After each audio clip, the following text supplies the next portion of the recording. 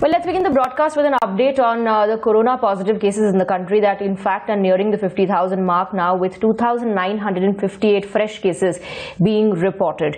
Now, states like Maharashtra, Tamil Nadu and Gujarat continue to report a higher number of corona positive cases, while in Delhi the total count has reached 5,000. So the numbers are increasing, the recovery rate also is improving. That's the only ray of hope as of now. The government, although claims that it has managed to or is managing to flatten the curve. However, the opposition parties do not buy that logic, that argument being given by the government.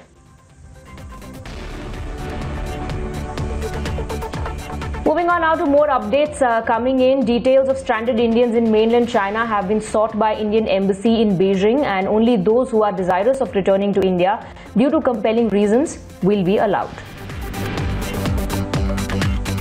Moving on, the government has banned export of alcohol-based hand sanitizers.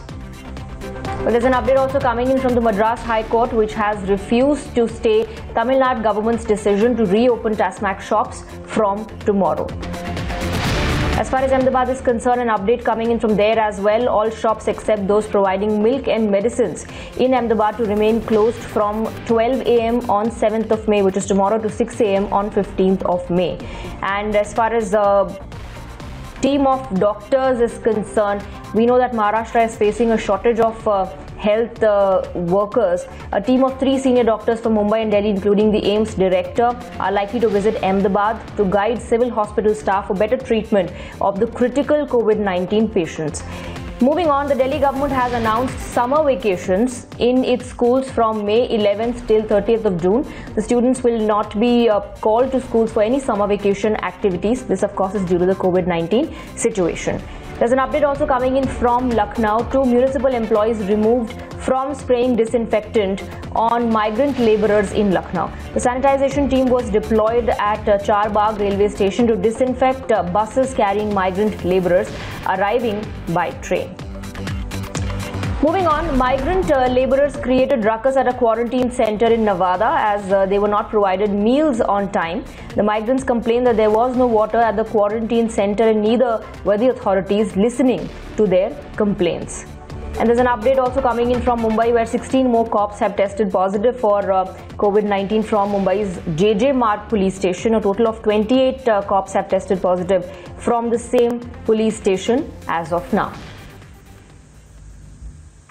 Moving on, India has avenged the killing of its brave Jawans. Riaz Naikur, the top commander of Hizbul Mujahideen, has been eliminated by our security forces. An anti-terror operation began on Tuesday night after the security forces received a tip-off about the presence of Riaz Naikur, a top terrorist, in fact, in the area. However, soon after, clashes broke out at the encounter site, and those are the visuals of how the security vehicles were attacked and stone pelting took place at the encounter site.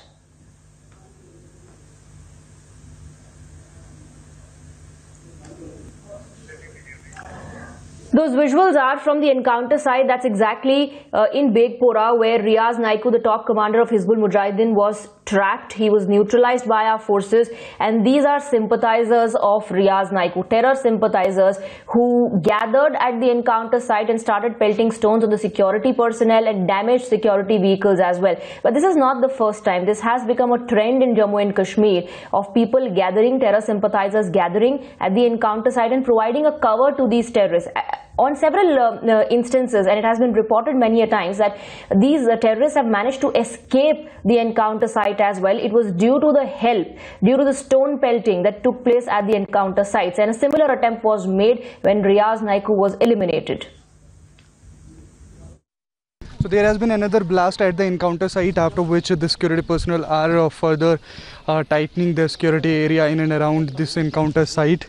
This was again a blast.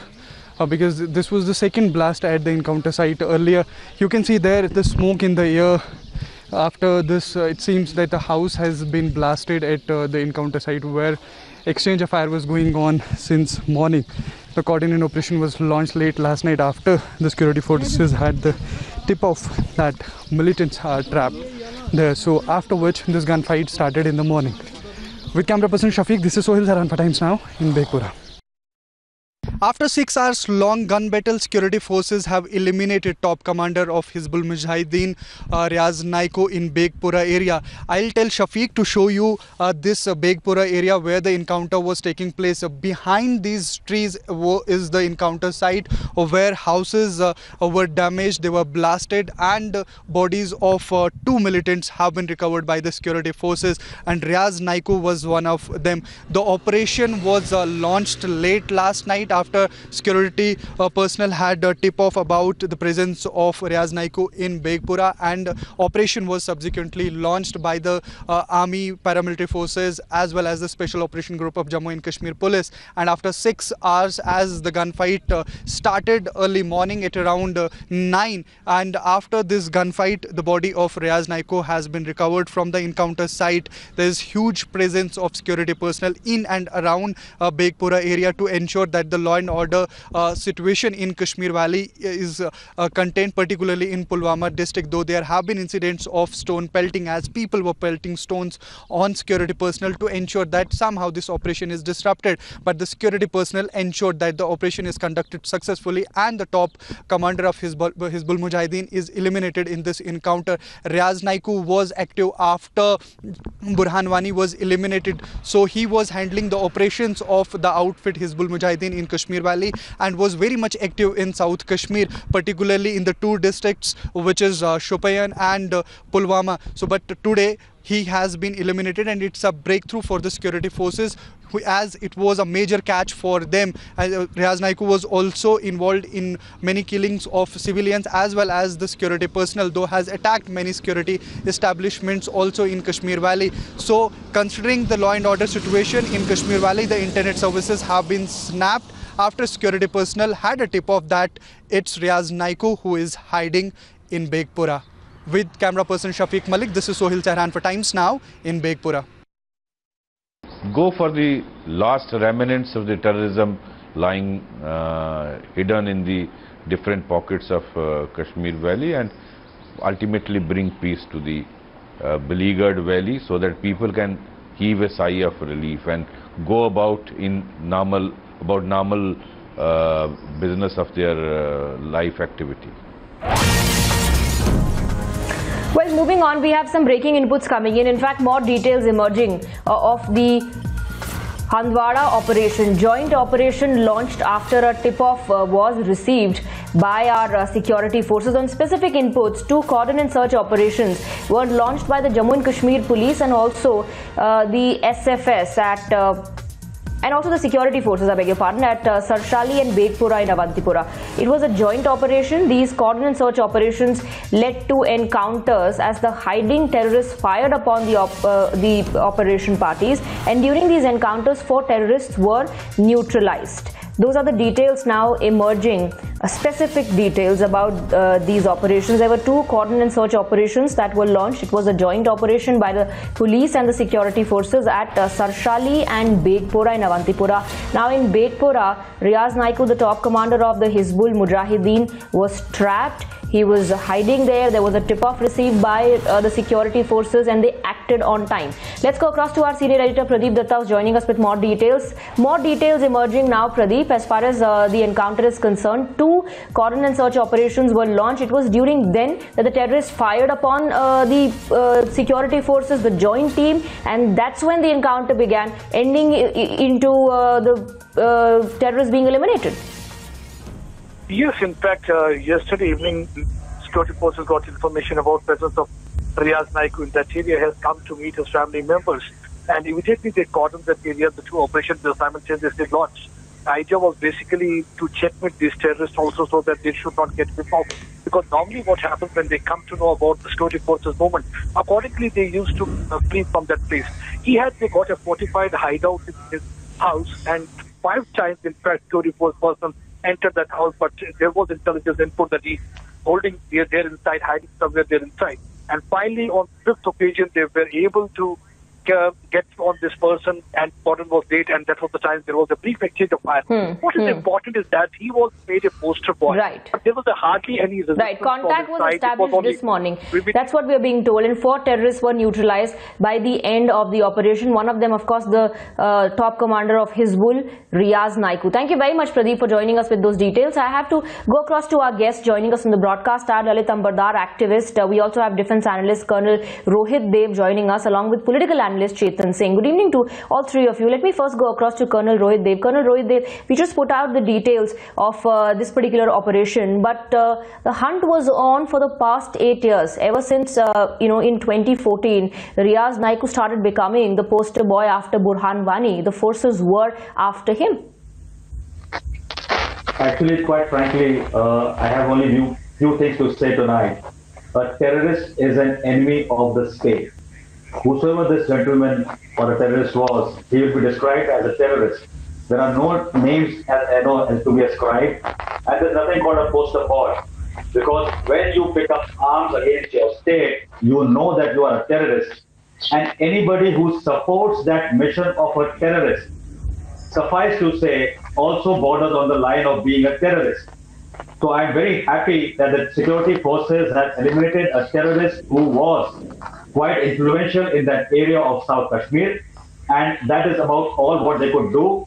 And I also heard in your channel that we're trying to avenge the death of our braves. It is not the case.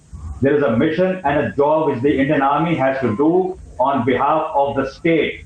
And it's the state's mandate to kill all terrorists operating in the country, whether it's Kashmir or Kanyakumari, wherever they are found. Absolutely. And this ill-gotten terrorist... Absolutely. The forces are doing their job. But what are all those people doing? And let me go across to Mr. Ambardar. What are all those people doing at the encounter site, pelting stones on our security forces, damaging the security vehicles, giving a cover to the terrorists who are being targeted? Aren't these terror sympathizers who have, and it has become a pattern. It has become a pattern to gather at encounter sites and pelt stones.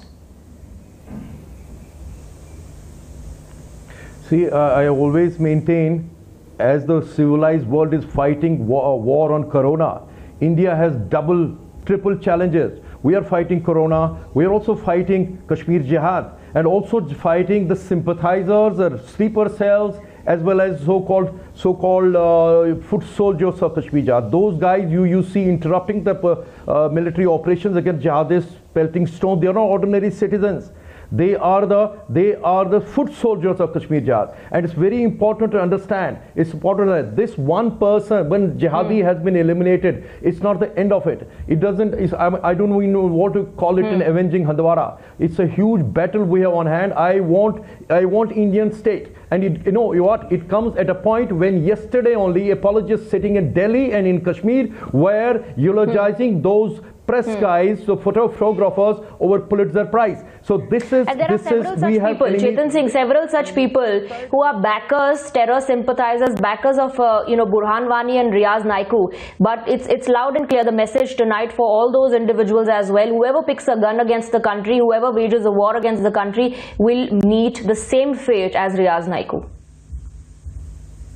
Foremost, I would like to congratulate our defense forces, our army. We all know, I'm not the one who is saying this, entire world knows about it, that our defense forces are the most competent one across the globe. Second, Swati, I would like to request you not to take the name of these kind of people, these rogues, these terrorists. Do not show their pictures also on the national TV. What is important to show is the BJP leader, Ahmed Mir.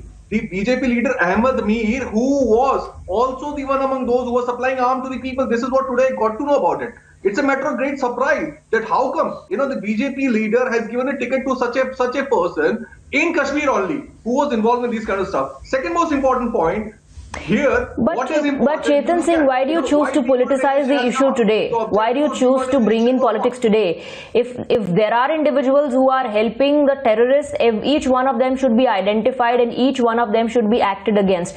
I would like to thank all three of you. I have limited time for this particular debate, but let's not politicize the issue. If it is a big victory for our forces, let's just say that, and we all need to be alert. We all need to be on guard as far as the situation in Jammu and Kashmir is concerned.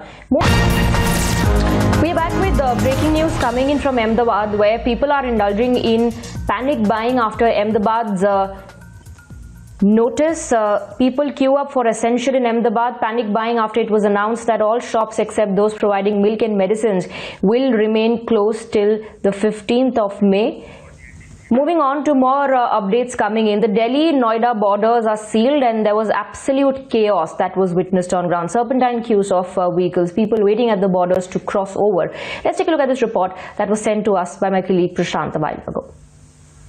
The third day of lockdown, a lot of relaxations were given, and as a result of which a lot of cars also are now plying because a lot of services were allowed to function, businesses were allowed to function, some offices were also given permissions to start functioning in the lockdown third, and there's a complete chaos on the street right now. I'm standing at the DND right now. You can see there's just one lane that has been opened for the cars to enter into Noida. This is the Delhi side of the DND, and there's a complete chaos that is prevailing out here.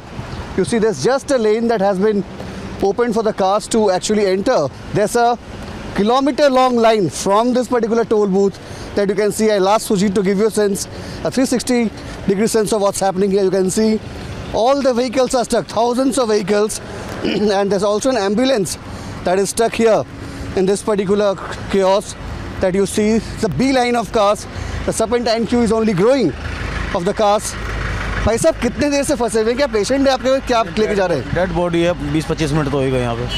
आप dead body लेके जा रहे थे, 25 minute से फंसे हुए हैं. हाँ. सर कितने टाइम से आप यहाँ फंसे हुए? Where do you want to go, sir? Sir, I have to go home. I'm staying in Noida and I'm waiting from the last 40 minutes here. 40 minutes. A lot of people, most of them are involved in essential services. They have been waiting here for more than 35, 40, 55 minutes. That's exactly what it looks like right now in the DND, and the queues are only growing at the back. If Sujit can give you a sense of how the cars are only coming in, because it's almost the office hours have passed and the cars will only come here. The queue will only be growing, the serpentine queues will only grow, and the numbers of cars will only increase here at the DND. With Sujit on DND, Prashant Kumar for Times Now. With that, we're taking a very short break on the broadcast for now, but news and updates will continue. Abaneri hamare sath. All right, update coming in on COVID-19 from Dharavi. 68 new cases and 1 death that have been reported. Dharavi's total COVID count at 773. Let's go across to Arunil, who's joining us. Arunil, Dharavi is an extremely congested part of Mumbai, and the new numbers coming in are not very encouraging. Well, that is right, Mother. In fact, 68 new cases coming up from Asia's largest slum, that is Dharavi, and the total number of positive cases in Dharavi, which has population of more than 8 lakh people, is now 773. And yes, it is the most volatile region, in fact, across India, if you look at it, because the kind of living conditions in Dharavi are extremely precarious. People living in crowded slums, and social distancing is almost impossible, as well as personal hygiene is also one of the major issues. In fact, the team that has come from Delhi to overlook things, it had told the BMC and the state government to have some innovative measures in places like Dharavi and Govandi, because the traditional methods are not going to work over there. Back to you. All right. Thanks so much for joining us with that update there, Arunil. There's more news coming in at this point of time. People queuing up for essentials in Ahmedabad. The panic buying after it was announced that all shops except those providing milk and medicines will remain closed till the 15th of May. So this is, in fact, these are pictures of panic buying coming in from Ahmedabad, where it was announced that all shops except those providing milk and medicines will remain closed till the 15th of May.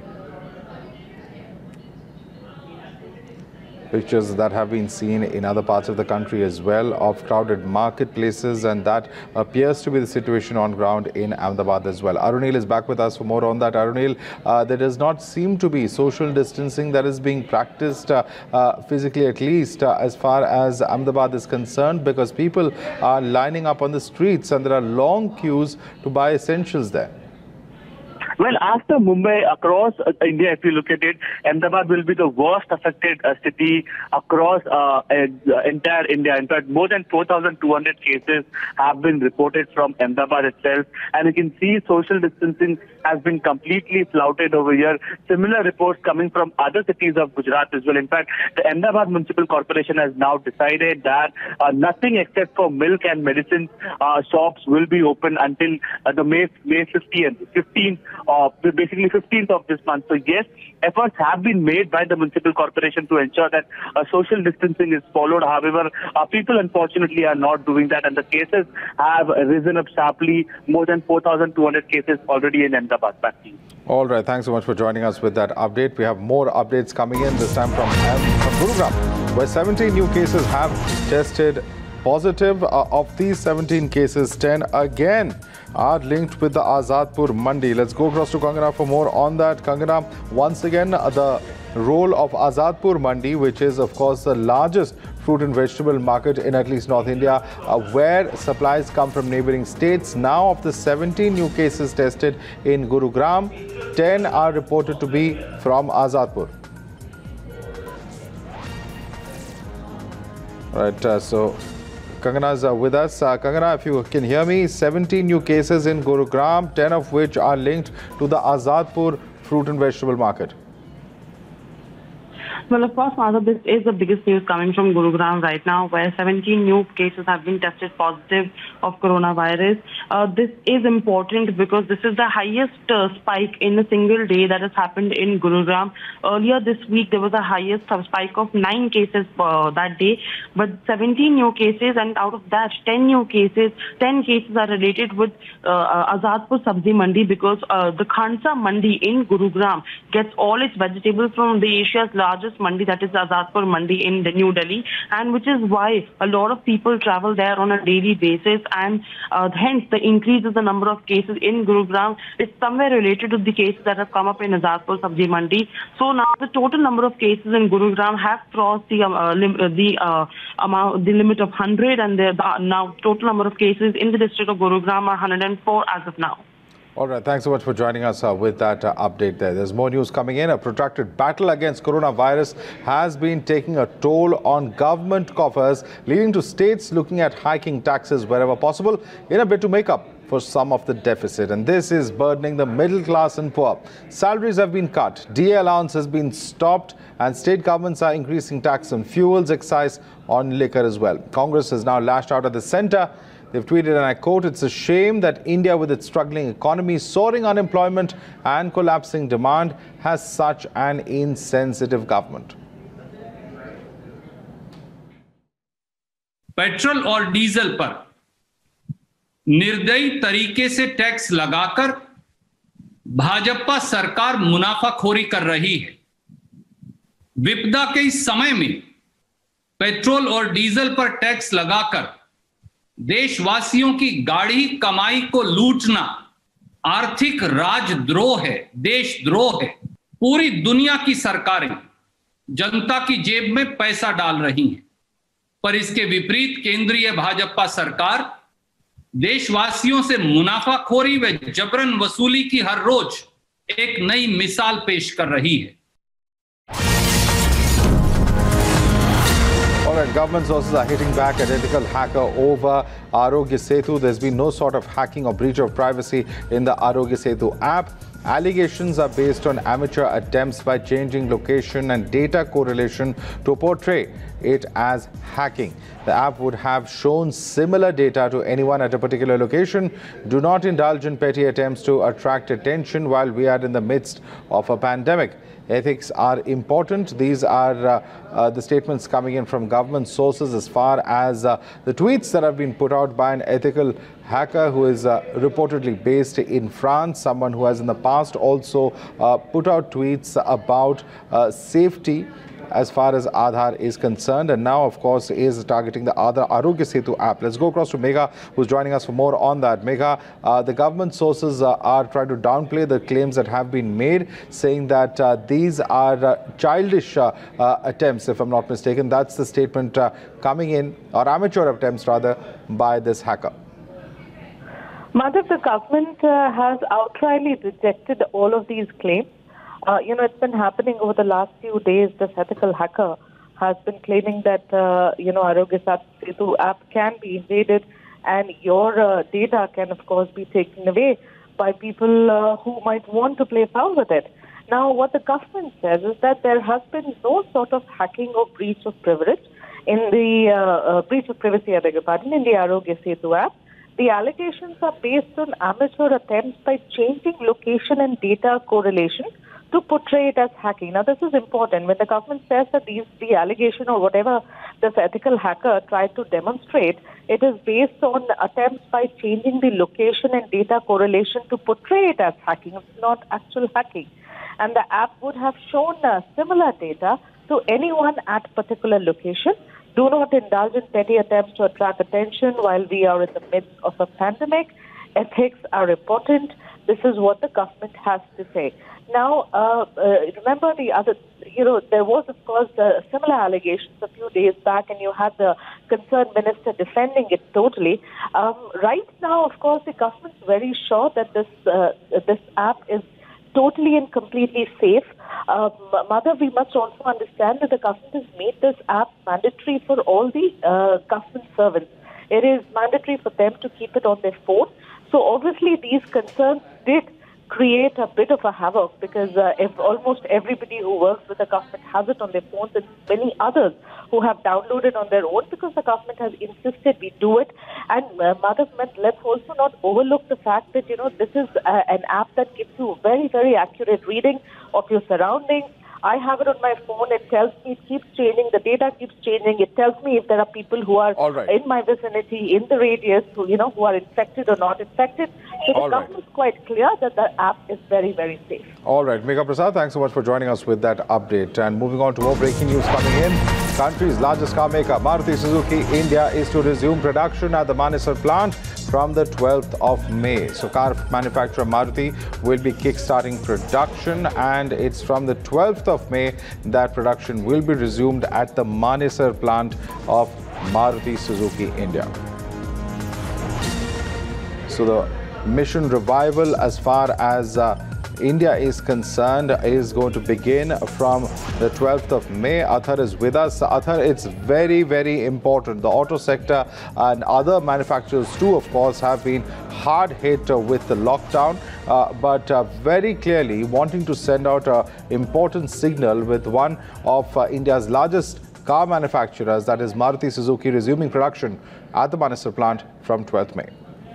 Oh, absolutely. This is a huge move, given the fact that, as you mentioned right now, Madhav, the auto sector has taken the brunt, really, of the blow because of the quarantine, because of the lockdown. The fact that Maruti's showroom, I beg your pardon, not the showroom, Maruti's manufacturing unit in Manesar is going to reopen also gives us indications, number one, that it's not just the auto sector, but many other sectors that the government is looking at right now, giving permission to make sure they do a graded coming out of this lockdown. And the manufacturing sector, along with the auto sector, is prime priority as far as the government is concerned. Maruti Suzuki, being India's biggest automobile manufacturer, also gives a bit of a nudge, a wink to other manufacturers to make sure that if this goes well, they can very gradually, slowly start operating their own manufacturing plants. We've also seen just in the past 24 hours, certain mobile manufacturers in areas like Noida and areas like Gurugram have been allowed to reopen. So this is clearly the government's way of giving an indication, a slight nudge, a wink towards those who are more than happy to, in a graded way, that's very important, in a graded way, go back to work, start opening their manufacturing plants, start opening their factories, which will in fact help Indian economy very gradually, with baby steps, go back into the groove it was before the quarantine. The Maruti Suzuki news is really big news, not just for the manufacturing and the auto sector, but for the Indian economy as a whole, Madhav. Right. Thanks so much for joining us with that update there, Athar. We have some more breaking news coming in. The Chandigarh administrator has decided to enhance VAT to 5% in respect to petrol and diesel. The new prices of petrol will now be at rupees 68.62 per litre and diesel at rupees 62.02 per litre. The Union Territory's prices of petrol and diesel will continue to be slightly lesser than neighbouring states. That's the information coming in as far as Chandigarh is concerned, where the Union Territory will see prices of fuel hiked now, and the new prices as far as petrol and diesel are concerned are at 68.62 rupees and 62.02 rupees per litre of diesel. That's the information coming in at this point of time from Chandigarh.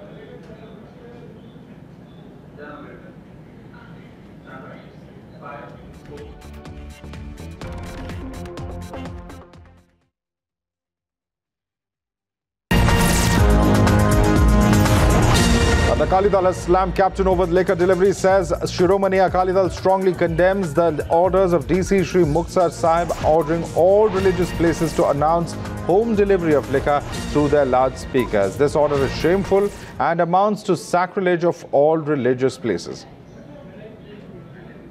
So this is the information coming in. Shiromani Akali Dal strongly condemning the orders of DC Sri Muktsar Sahib ordering all religious places to announce home delivery of liquor through loudspeakers. Let's go across to Gurpreet. Gurpreet, this is going to be made a big issue clearly by the Shiromani Akali Dal because they are condemning the announcement of home delivery of liquor, particularly in religious places.